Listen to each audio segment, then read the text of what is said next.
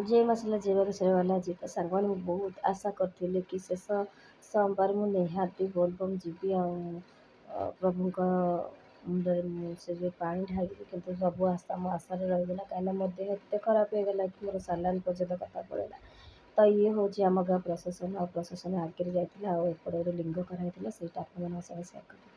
ତ ମନେକରି ଆମେ ପଳେଇ ଆସିଥିଲୁ ପିଲାମାନଙ୍କୁ ପୋଲିଓ ଆଉ ଟୀକା ଦେବା ପାଇଁକା। ତ ଏଇଟା ହେଉଛି ଆମର ଯେଉଁଠିକି ଆମର ପିଲାମାନଙ୍କୁ ପୋଲିଓ ବୁନ୍ଦା ଦିଆଯାଏ ଆଉ ଟୀକା ବି ଦିଆଯାଏ। ତ ଏଠି ପିଲାମାନଙ୍କୁ ନେଇକି ଆମେ ସମସ୍ତେ ପଳେଇ ଯାଇଛୁ। ଆଉ ଆମ ସାହିର ପିଲାମାନେ ନା ଏତେ ଦୁଷ୍ଟ, ସବୁ ଜିନିଷରେ ମାନେ ସେମାନେ ହାତ ଲଗାଇ ଦେଉଛନ୍ତି, ଆଉ ଯେଉଁଠିକି ସେ ଯିବେ ନା ପାଗଳ କରିଦେବେ। ତ ଏପଟେ ବି ଆପଣମାନଙ୍କ ଦେହ ଯଦି ଭଲ ନଥିବ ତ ଏପଟେ ବି ଚେକଅପ୍ କରିବା ପାଇଁକା ବି ସୁବିଧା ଅଛି, ମାଗେଣାରେ ମେଡ଼ିସିନ ନେଇକି ବି ଆପଣ ଆସିପାରିବେ। ତ ଏପଟେ କେତେ ସୁନ୍ଦର ସୁନ୍ଦର ସବୁ ଫୁଲ ଗଛ ଲାଗିଛି ନା, ଖାଲି ଫୁଲ ଗଛ ନୁହଁ ବହୁତ ସାରା ପନିପରିବା ଗଛ ଲାଗିଛି। ମୋତେ ଦେଖିକି ତ ବହୁତ ଖୁସି ଲାଗିଲା। ଆଉ ଭିଡ଼ ବି ମଧ୍ୟ ହେଇଗଲାଣି, ଟାଇମ୍ ବାଜି ଯାଇଥିଲା 10:30।